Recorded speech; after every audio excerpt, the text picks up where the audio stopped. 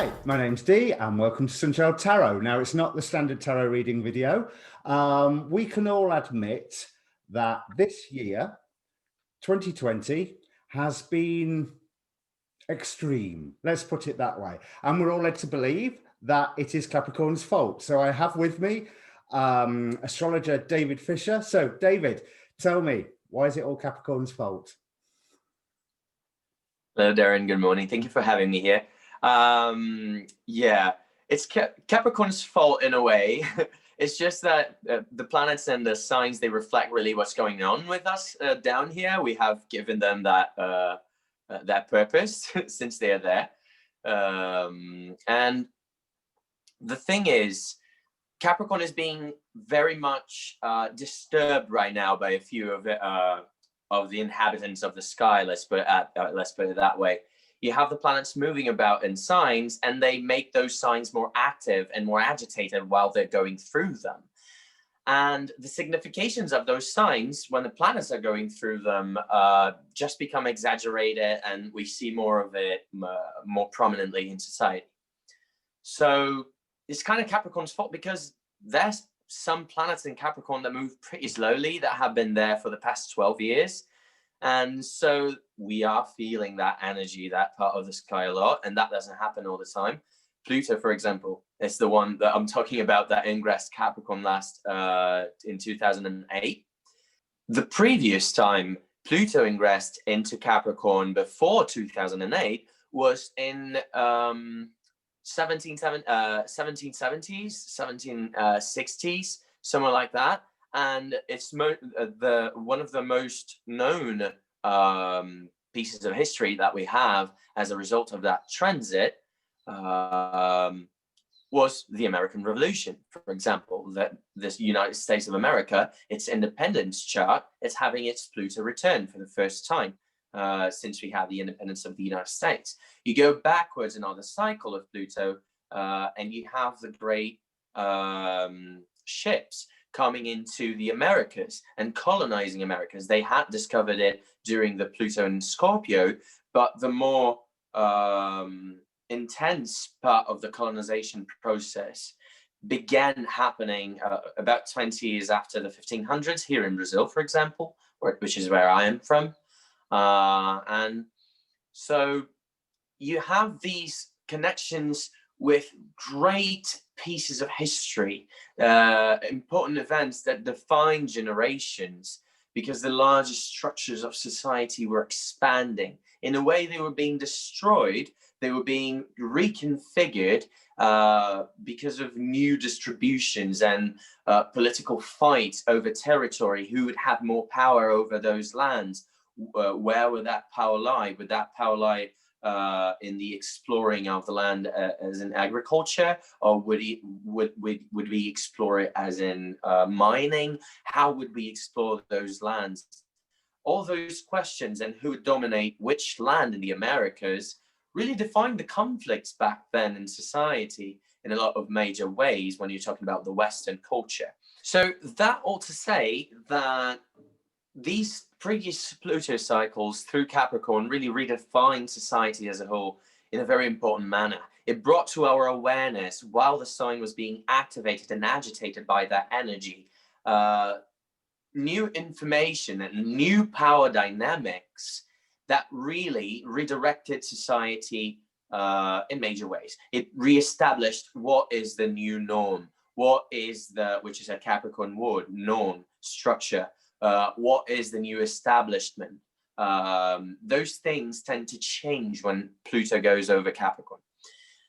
So, not only when Pluto goes over Capricorn, but when it challenges Capricorn in any way, when it's in Cancer, Libra, or Aries, it will challenge those established orders in Capricorn in that way. But when it's going through that sign, it tends to make old structures crumble to give way to the new ones. Why am I talking about Pluto here? Because it's the slowest moving planet, and so it gives you the largest perspective of all of the planets that inhabit Capricorn during this period, about what should we be looking for during this period of time in society. You know, okay? Do you want to say something? would I be right in saying, you said 2008, Pluto into Capricorn, we have the subprime mortgage crisis that led to a great financial crash. Exactly, And yes. that's Pluto saying, hi, honey, I'm home. Well, part of it, yes. But there is this thing that before Pluto could ingress into Capricorn, it was entering to Jupiter, still in Sagittarius by the end of that sign. And Jupiter did ingress into Capricorn during 2008. And it was in a conjunction to Pluto when the crash happened.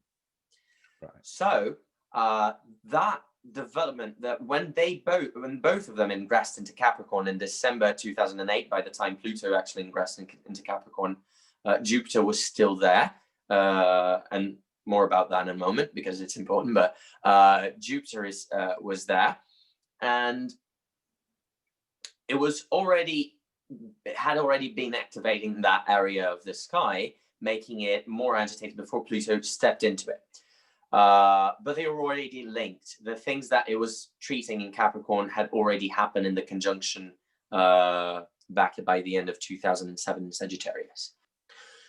So, since Pluto started going over Capricorn in 2008, we had Obama being elected in the Americas. We started having so many scandals here in Brazil, for example, in politics, around the people who were in power being too corrupt to be in power, and how they actually really ruined a lot of things in an economic sense. But that's because the majority of the economic scenario worldwide was already a shit show of sorts. Yeah. Excuse me, my language. But all of that was showing to the public how our society in general needs to redirect itself, how we need to take our new Republican ideas, which are relatively new in a modern sense. How do we take that to the next level? Because we have reached this new question mark of, wait, the new structure is not serving us anymore. The new structure is seeing a downfall because we are seeing this new surge of ideas, this new surge of culturalism that has come up with this new globalized culture that we are developing. Yeah. The times need to keep up, and the tradition doesn't generally keep up. And what Pluto does when it comes into Capricorn is bring down those traditions that are not keeping up with the times, and that are trying to pull back the times.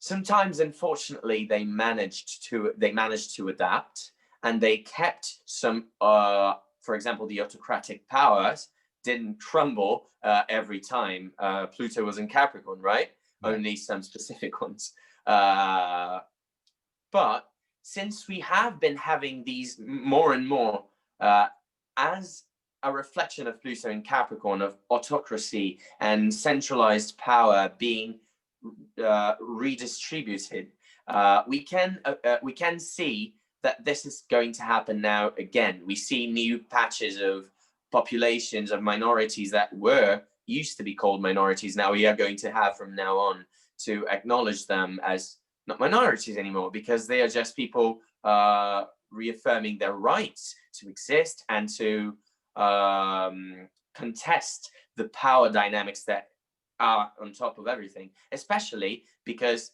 that's what you're supposed to be doing if you live in a republic anyway, isn't it? Yeah. It is about the democracy. It is about the public and what they decide is going to happen.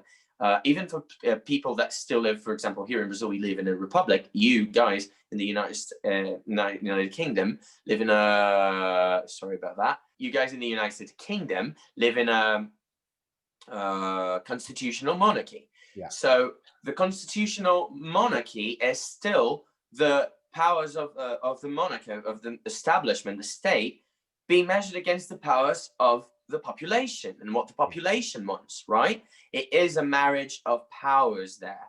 And that should also have some see some alterations, see some change, see some turnings of tables. Whereas at some time in the past we thought some things were impossible with the monarchy, nowadays we see its face change. Now, there in the UK, as we see the face of the Republic here in Brazil changing a lot. We had, with Pluto in Capricorn, our first woman president, for example, and it was from a left-wing party here in Brazil, of sorts, still quite capitalistic, dynamic, but kind of a left-wing party here. And she was deposed, right? She was deposed by a right-wing, by a more right-minded kind of character person that later on gave place to the current government, which is much more restrictive and against all of the things that we have advanced on in the previous decades, which was environmental change for the better. We were going in a good direction here in Brazil, for example. And in the previous 2 years, with this new, more conservative government, we have been seeing here, for example, some retrogradation into the days where you could just kill half of the Amazon and no one would say shit about it because you were just improving capitalistic ideals, right? Yeah. No matter how that would affect the environment. But now we know better, and these governments have no place. These kinds of, not these governments, maybe they do in a way, but if they can adapt their speech, which they haven't been able to do so far, right? Yeah. To the current needs of the current scenario. And Pluto is here to tell us and to show us through these very harsh circumstances, which by necessity, which things society needs to grasp power in order to change, you know? Yeah. And it's always about how, because it's Pluto, it's about generations of people that are born under that influence, that have that kind of energy inserted into their psyche when they're growing up, and they grow up with it. They develop their own thoughts and ideas that are new because they are young about that scenario that they grow up in. And so the generations of people that have Pluto in Capricorn really grow up knowing about these power dynamics. This generation was the generation that gave place, for example, the last cycle, when it was in Aquarius and subsequently in Pisces, to the new government that would fill up the gap that was left by the previous structure that had fell. Yeah. So that's how things are going to develop, but more on that in another time. We are focusing here more on Capricorn. So Pluto is only 2/3 of the way through Capricorn. It's about 22, 23 degrees. Are you saying that we can expect this 2020-ness to carry on while Pluto is going all the way through Capricorn? Because it started with the Great Recession, and then it wasn't too bad for a while, and then it turned crazy again. I mean, will 2020 end, or can we expect 2020 to end sometime in like 2036? But that's the thing about the larger planetary cycles. You see, you have to consider also the innermost planets from Pluto to see how that larger image that I was giving in the last cycles with this one would integrate. You have to look at, for example, Uranus, Neptune, and then Saturn, and then Jupiter, to understand how society is really dealing with that dynamic that Pluto, the slowest of them all, is dictating.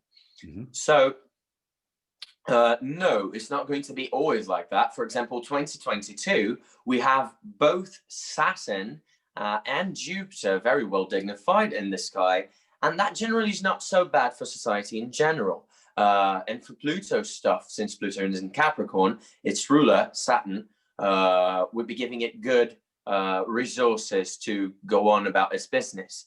So we don't need to expect as crazy a scenario as we have been seeing in 2020, but we have been seeing what we have been seeing now because of all the pressure that sign is having. Remember I said in the beginning that when a sign is being activated, is getting all the action possible from those planets. Yeah. And it's really like a party. When you have a party at your house, you have the people invited in, and then there's the start of the party, how you feel in that moment, how you're feeling midway through the party, how you are enjoying it. And then towards the end of the party, you're already thinking about when people leave, if you're going to leave things for the morning, or if you are going to have to organize everything after the leave, you know? Yeah.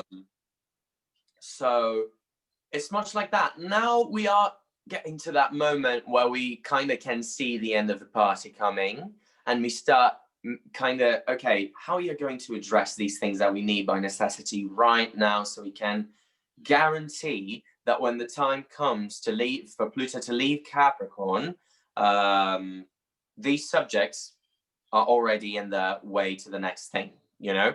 Yeah.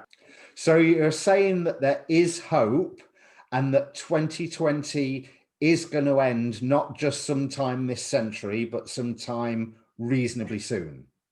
Reasonably soon, yes. We are fearing and we are seeing several repeats that repetitions that we might not like so much nowadays. For example, people being, we're seeing horrors previously depicted by society in other times being brought up by this resurgence of conservatism and really policies that try to keep things under control, but it's not a kind of control that fits anymore into the molds of the societal structure that we are remaking now, that we are rebuilding. Yeah.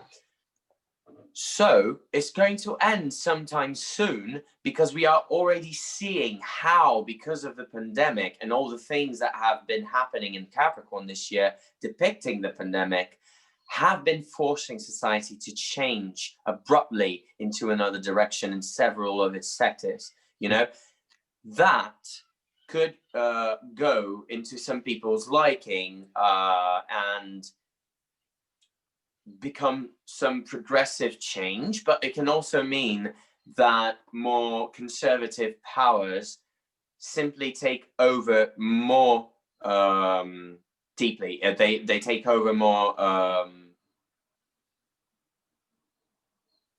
What's a good word for when things take a better hold of something? Become more entrenched. Yeah, they become more entrenched. So on that note, I've heard on a few of the astrologers' shows that Saturn in Aquarius is not necessarily the whole woo-woo age of Aquarius, love and light, and everything's going to come up roses, but could actually be the hardening of right-wing authority upon the face of the planet. Am I right? Am I wrong? Am I terrified for no reason? You know, No, definitely.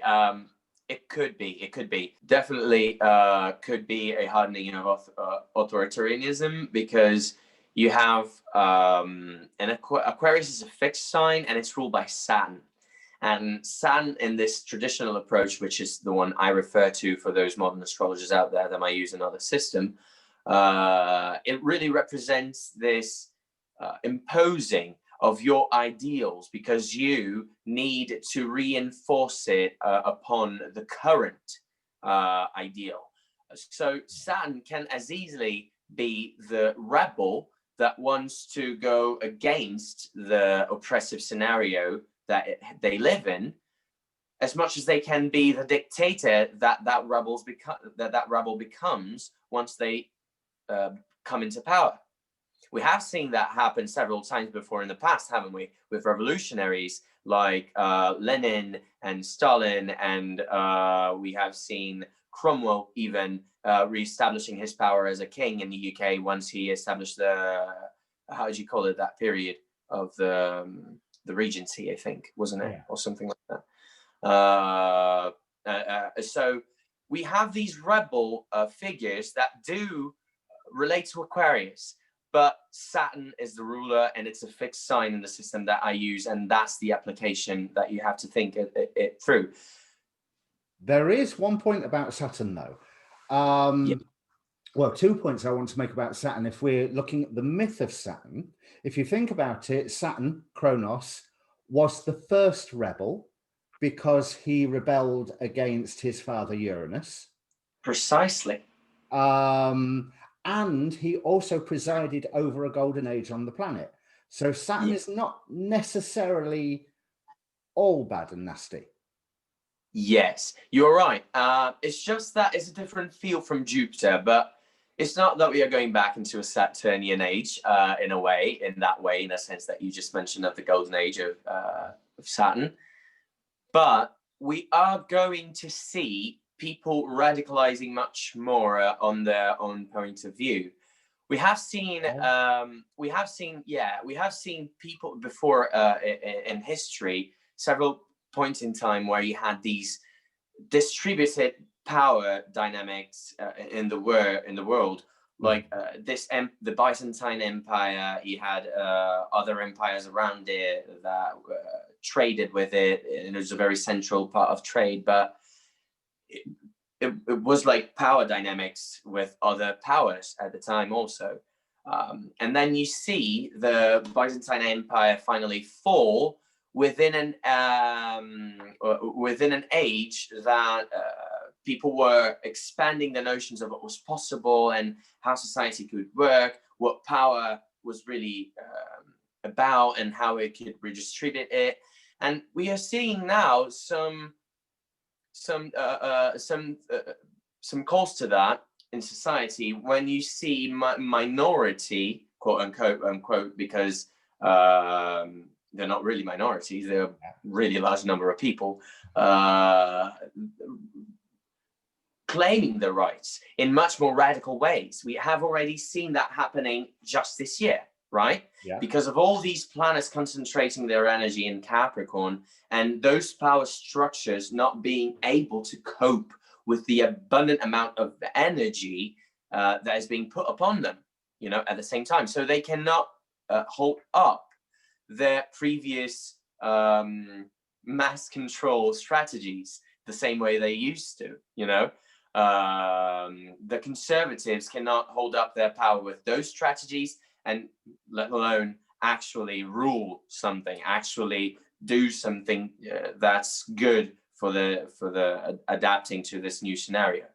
So would you say some of that energy has come from like the number of larger outer planet conjunctions going on in Capricorn this year? We've got 3 Jupiter-Pluto conjunctions because of the retrograde motion. We've had the Mars-Jupiter conjunction. Now, is the Saturn-Jupiter conjunction going to be Capricorn or Aquarius? It's going to be a 0 Aquarius already. We are in an air age. Actually, we are in a cusp of a new air age now, as it's called. Just to explain what that's about. Yeah, we have been changing cycles. So there are larger planetary cycles, one specific to Jupiter and Saturn that happens every 20 years and changes elements of signs, which means air, earth, fire, and water, every 200 years. So it's one larger cycle of 20 years inside another larger cycle of 200 years that these two planets follow with each other. Right. So we would have all of the conjunctions in air signs or earth signs, and we're exactly. And now, exactly. And now, this is not about what you hear about the Aquarius age. This is another subject that I'm not touching on specifically now too deeply, but we are going to see more of air qualities in society now that Saturn and Jupiter moved their larger cycle of 200 years into that elemental air triplicity of Gemini, Libra, and Aquarius. That's what it means. It's only going to happen every 20 years in one of those 3 signs for the next 200 years. And that has been shifting since the early 80s, since 1980, actually. And that shift was the introduction of the internet and the devices inside that cycle that would define much of what we know now as the globalized society. Right. And that's a very big characteristic of this new age that we are coming upon. The last one saw the the Crusades. So a lot of religious conflict around ideals, which ideal was right, people masking their good intent, their own intents, their own evil intents for their own greed for power, with religious intent, sending people to colonize other lands, and hungering for those new lands because they needed power distribution. They needed to redistribute power among powerful families that were getting larger and larger and didn't have much to distribute their heirs. Yeah. And so they just became knights that needed to do something for their country, you know. And so idealism, patriotism, extreme patriotism. So a rise of conservatism is not out of the picture, but it can also mean that we are seeing a restructuring in a way that is going to be more positive, because we have never before seen such a pile up of planets. I mean, we have, but only in intervals of thousands to thousands of years. So they represent things that only happen specific moments in time when we really shift consciousness. Yeah. So this could mean at this point either way. It could mean that we are going for a more conservative approach, and that's going to be it for the next few decades, and we have to swallow it and see what we can adapt in. It's going to be harsh, obviously, but it can also go to where we hope for, you know, at least me in particular. I know there are people in this public probably that are not going to necessarily agree, and it's okay. But I see this more decentralized power dynamics as the more ideal for this Aquarian age, where people have the ability to equally interact, like nations could equally speak to one another and develop a more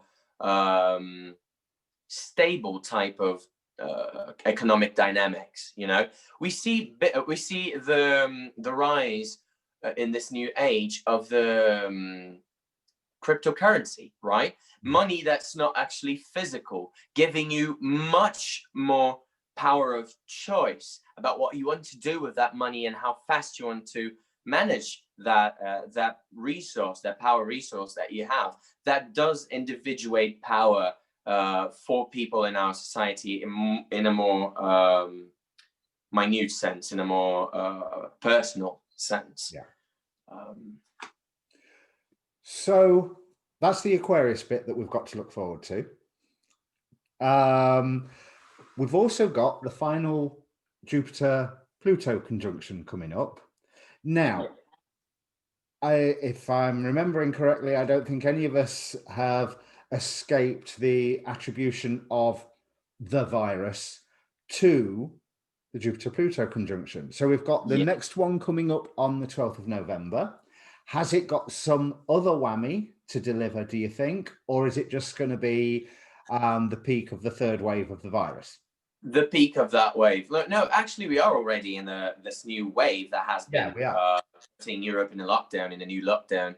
And here in Brazil, we have been seeing more of a stabilization, but we are still up there in the rankings, you know. So we still have a long way to go with this virus, and it's not something that's going to go away. But this feeling of pressure that we have been experiencing since Jupiter ingressed into Capricorn late last year, it's going to be less effective. It's going to wane as Jupiter conjoins Saturn in the beginning of Aquarius, and then goes off to separate from Saturn. Once it leads into Pisces, it's going to leave briefly in 2021, but once it leads into Pisces in 2022, to stay there for a bit, things should feel less restrictive than they have now, and then they will a little bit in 2021, but less than now. Early 2021 is still going to be restrictive, and we can fear a kind of a new wave, but less intense than we have been experiencing now. It could be without a total lockdown, as we have been seeing.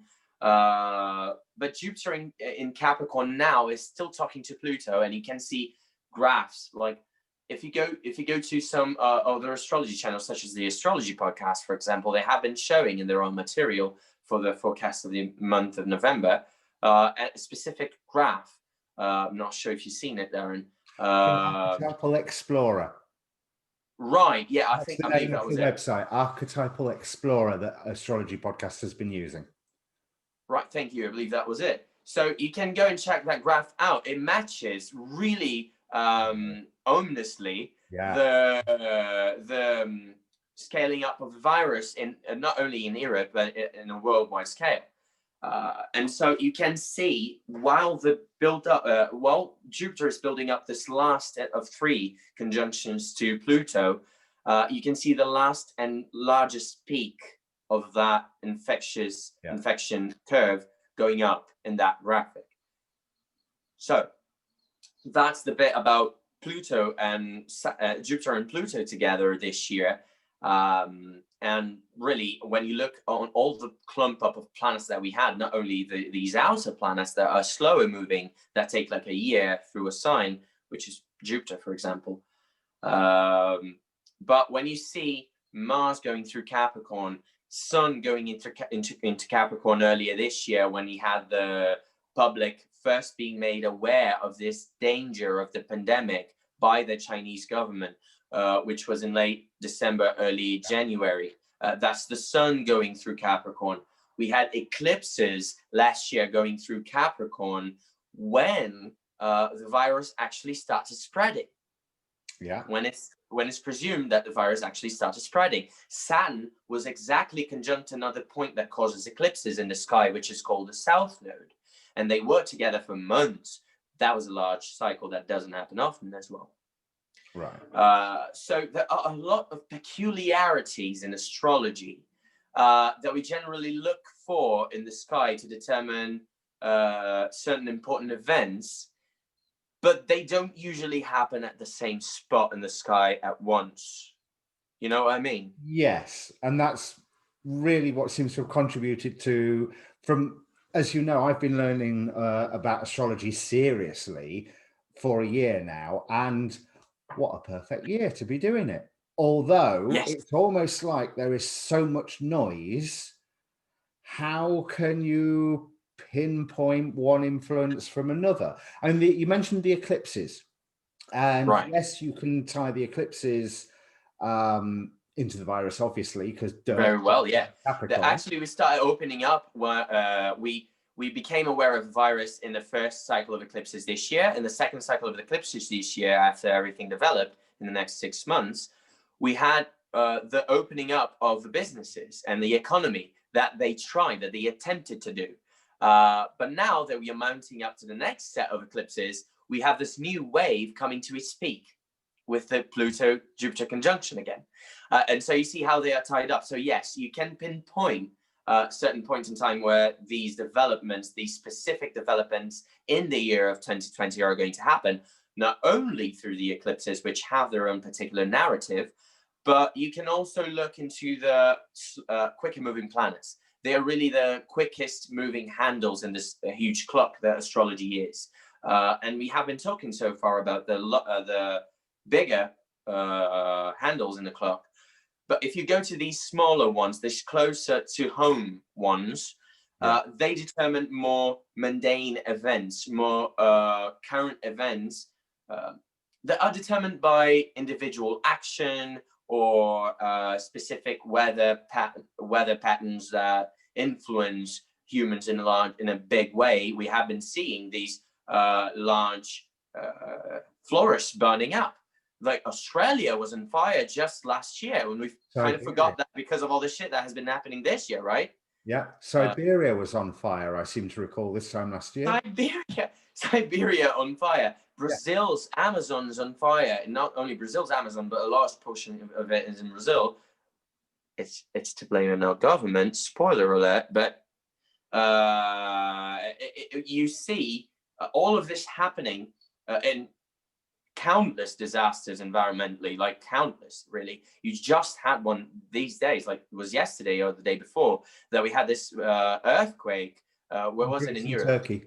In Greece and Turkey, that killed a bunch of people.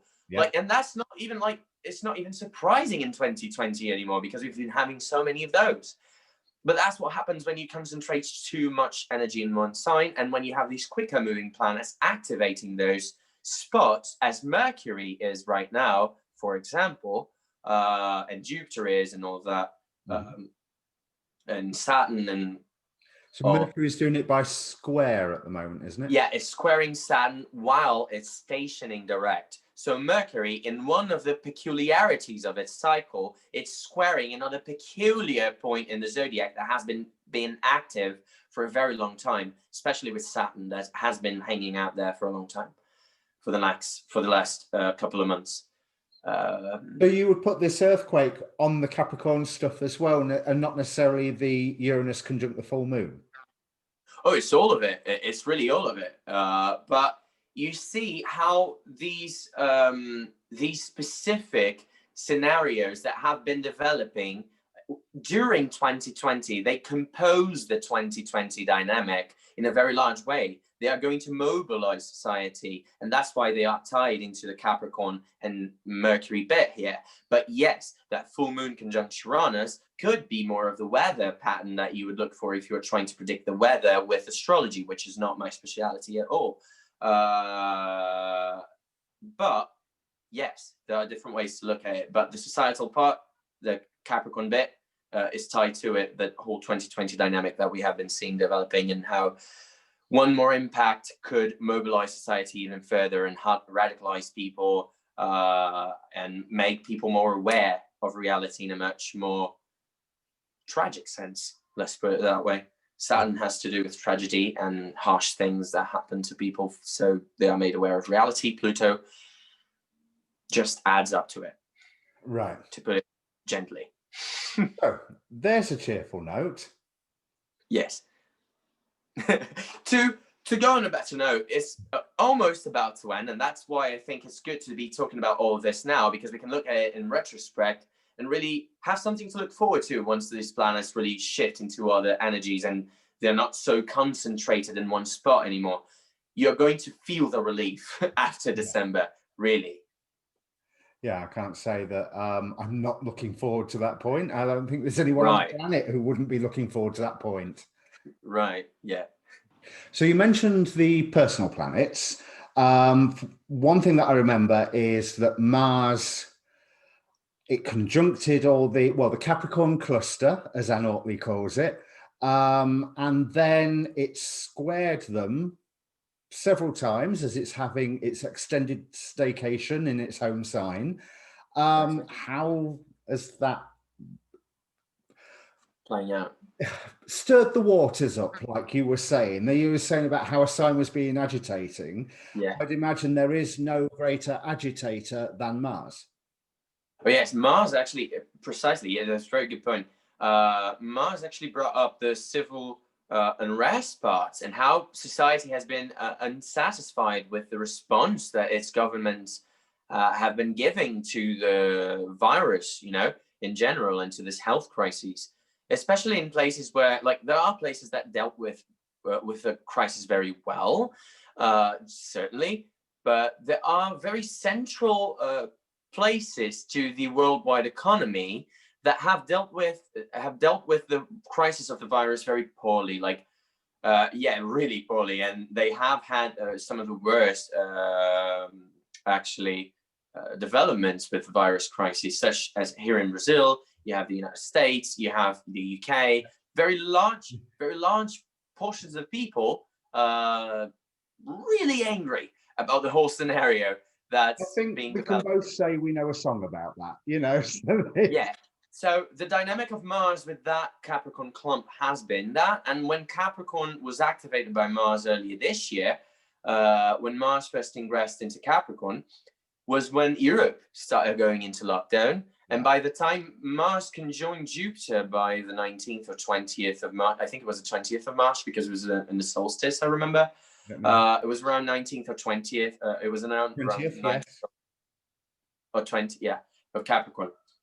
So when they conjoined, that was the peak of the first wave in Europe, and it was the peak of despair for people that didn't know worldwide how to deal with that crisis, and that were very scared about the things that were happening. So a lot of fear. You can see Jupiter is not very well placed in Capricorn.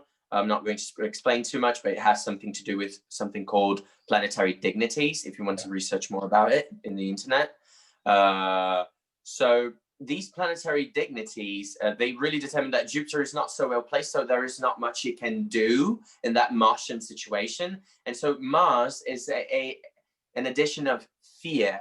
And what that fear causes in people is the reaction, you know, because fear in your body will determine if you're flying or fighting, you know. Yeah. And people are choosing to fight in 2020 in a lot of places, as we can see. And the Mars going into Aries in July, it was early July. Actually, it was late June 27th. When it went into Aries and it started this dynamic, we have seen these governments trying to hold on to their own perspective of power and to their own. They have been in denial, and the population has been more and more preoccupied about the future and how are we going to deal with this? How are these people prepared to deal with this? If they are telling us that everything is okay, when clearly we are walking backwards, which is a word for retrograde here in Mars is going retrograde, squaring all of those planets. So how do they want to go? How do they want to go forward here and saying that we are moving forward and being successful in their plannings when we are clearly moving backwards? And they are repressing us for moving backwards now. To move backwards now, you know, because they haven't been competent enough to do what they should have done from the start. That's very topical for me, because as we film this right now, just last night, Prime Minister Boris announced a lockdown, and also announced to everybody that it'd be here at 5 o'clock and didn't turn up till 7 to tell us the lockdown that we by this point already knew was happening. Right. Yeah. We've been talking about how the presence of a planet or squares to a planet has been activating the Capricorn cluster. Yeah. Has there been any significant nice things like trines and sextiles? They're supposed to be nice, or at least are they only being nice to the Capricorn cluster and therefore enhancing that roller coaster energy that we've all been suffering from? Yes. So the trines and sextiles could be actions that the government took to try and resolve the situation, and that for a time really put the population at ease. But once the Capricorn cluster is activated by square again, by any planet, you see something popping up in the news that's really disturbing, you know, and sets them back much further than they actually have progressed with their feeble attempts during those sextiles and trines, you know. But we also see with those sextiles and trines as a parallel, people having their hopes set up, and that's a good, you know, that's a good point to be, a stage to be in. Yeah. But that's to be destroyed once the squares are active and the oppositions are active as well. Again, you know. And not to be destroyed because life is evil, but because people need to pay attention to what's going on if they want their happiness to be long lasting. You know, it's really a call to responsibility and to really take responsibility and action, because Capricorn is a cardinal sign about taking action towards an improvement of the structure.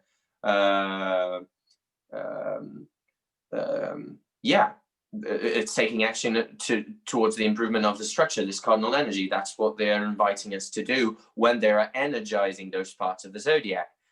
And so, yeah, the reliefs that we had this year weren't that long lasting.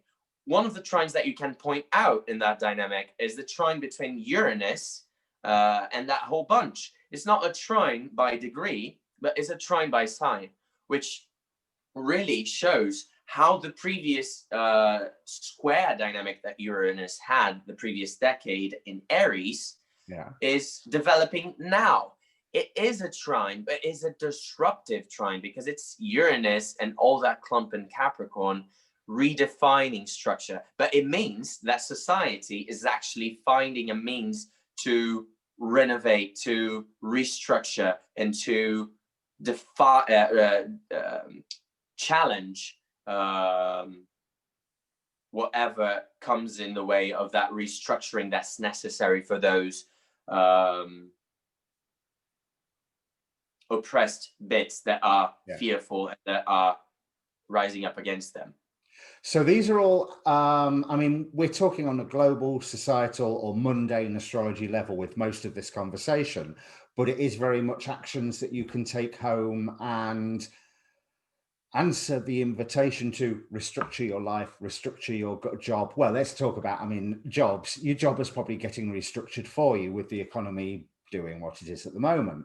But there is that wonderful invitation to restructure everything, which is something that you can, I'm saying wonderful invitation, it's in the whole term of, oh, goody, another learning experience.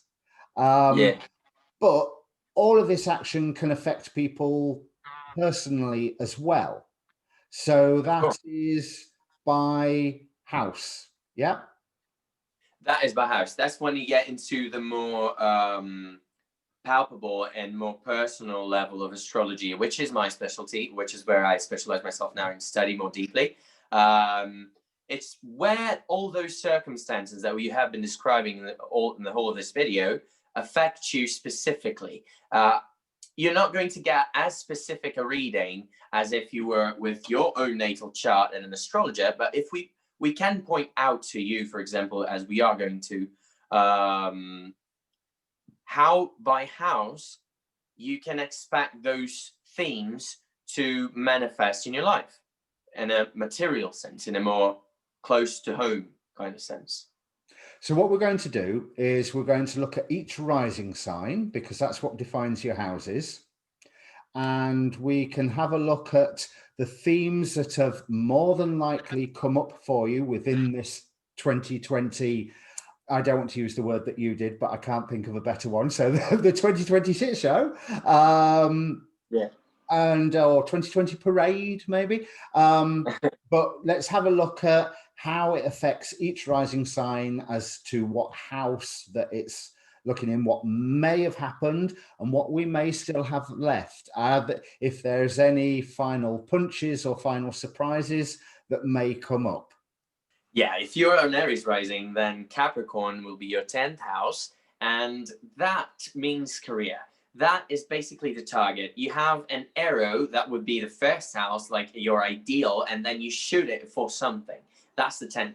The 10th is your reputation, how you build yourself in society, your superiors, people that are superior to you in your work environment or your government, authorities in general, and your own level of authority. For Aries rising people, the same planet that rules the ascendant, Mars, is exalted in the 10th house of career. So they can be very career oriented. They can be people that really thrive in being recognized in society as important, or at least as someone who is portrayed the way they want to be portrayed. You know, I get that validation, like, I see that people talk about me that way, people recognize me for that, and I identify myself that I got there. You know, they really have that feeling of I want to get there. You know, that will vary wherever there is for the Capricorn, for the Aries rising, and the Capricorn 10th house will vary because of depending on where the planetary placements are in the particular chart. But this in general talks about life path and direction in society and how people perceive you in general. Since it's too many planets there, you could say that maybe the authorities in your life are giving you a hard time because Mars has been retrograde in your first house, right? Squaring all of those planets, and then it conjoined all of those planets early this year.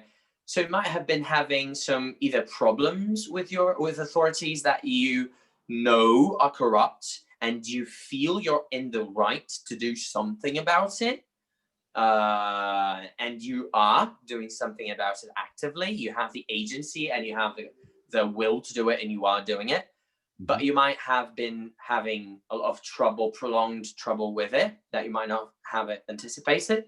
And for the other type of people that are having this transit, you would expect to actually see not so many troubles with authority, but maybe trouble finding their own personal authority, you know, and being asked that by other authoritative figures. And that's not exactly a problem, you know. They're not expecting you to do something beyond your capacity. They're expecting you to see your capacity as they do and to expand your notion of what you're capable of through a little bit of pressuring. Like, hey, I know you haven't been doing this correctly. I think you should do it this way. They are trying to give you good guidance, you know, that kind of thing, because they maybe are trying to groom you for a promotion, for a new position in your company. So, yeah, there are these workspace kind of scenarios that can go on with the Aries rising and the 10th house dynamic.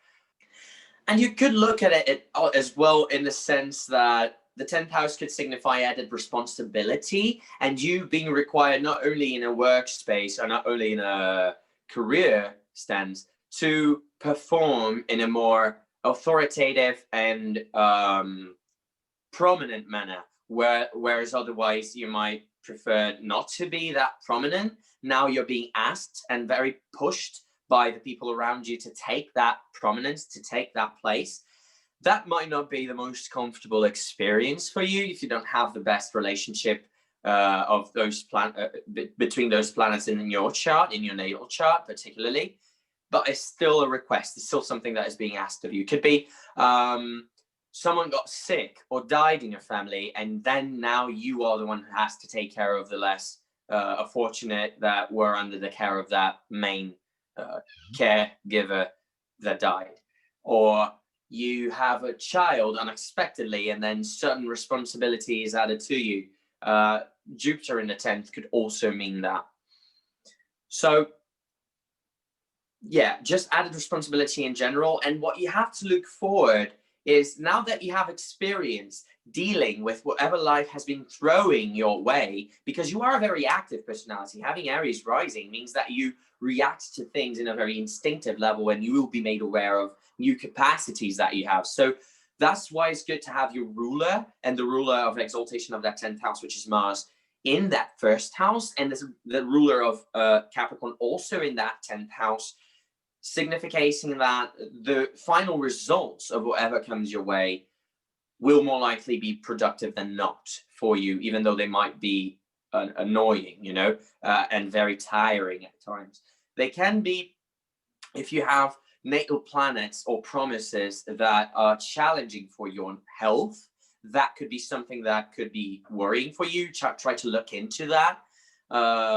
If you have the moon in the 8th house in Scorpio, for example, in a day chart, and now Mars is retrograde in your first house, you might want to get a checkup on your health. You might want to see if you're having any symptoms for a long time, not to delay that checkup that you have to do. Make sure you tell your doctors everything that you're feeling. Don't feel threatened by the vulnerability of your body, but attend to it in a caring manner so that those projects and that energy doesn't burn you out. Yeah. So there's, stop me if I've missed it, but other things to look forward to. Obviously, next, Saturn and Jupiter into the 11th house, the 11th house being a happier house. Yes, it's a happier house. It's not necessarily if you have Mars there, for example, but in this year, since Mars is very prominently and well placed in your in the general dynamic of the chart, you can expect that this initial entrance of Jupiter and Saturn into Aquarius in the 11th house will lift up the Aries people's spirits to achieve whatever it is they are heading towards. They really have built up confidence and a lot of resource to achieve whatever it is they want. And I think they are one of the most favored signs, really, in this whole dynamic. It's not going to be one of the most comfortable signs. For example, Virgo is not necessarily the most favored, but it's definitely well favored and comfortable with the situation, except for the part where it takes a long time, but it can adapt.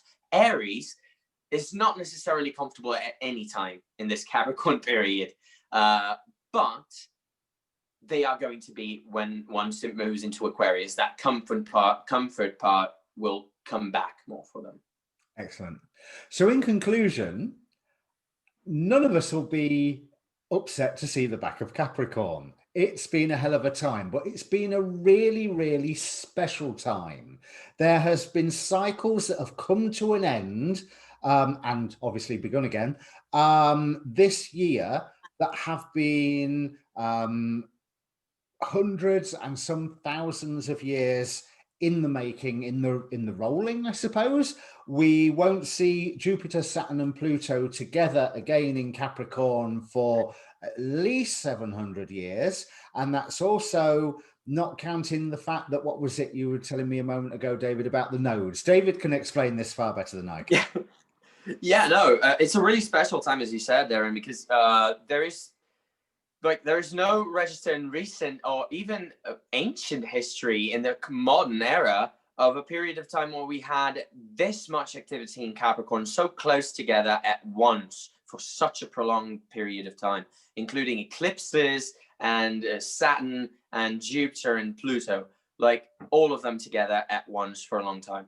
So since this doesn't happen often, I cannot like really name ones where it happened. I think the fall of the Roman Empire, when it started falling apart around 540 something, you had some Capricorn activations that were interesting in that regard. But even that doesn't compare to the activations that we're having now. And I think that's due also to the kinds of technological advances and the kind of consciousness that those brought to us in this point in time that were never before experienced by any other generation in humanity, right? And so, yeah, it's really a special time. It's really a new thing that we are going through, unprecedented in history. So we may think that we are lucky to be alive, and yes, we are lucky to be alive to get through to the other side of 2020, but we really are lucky to be alive right now, because we are experiencing things that so much of humanity has never seen and will never see. So on that, I suppose we do have something to be grateful for. Now, as I mentioned at the start of the show, David is a practicing astrologer. He is open for readings. I personally have had a reading from David, and I will never be without a David in my life for as long as I live from this point on. It was that good. So if you want to contact David for a personal reading, there is a link in the description down below for the Facebook page for this channel. Send me a message there and I will pass on David's details. David, have you got anything you want to say to the audience? Yeah, just thank you guys for your attention, and you guys have been amazing. Such an attentive audience. You know, I really loved being here with you guys tonight. And yeah, cheers, mate. Thank you for having me in your channel and for giving me such a welcoming introduction. And yeah, thank you. So have a great 2020, what little, thankfully, is left of it. And let's all look forward to 2021. And we'll see you later.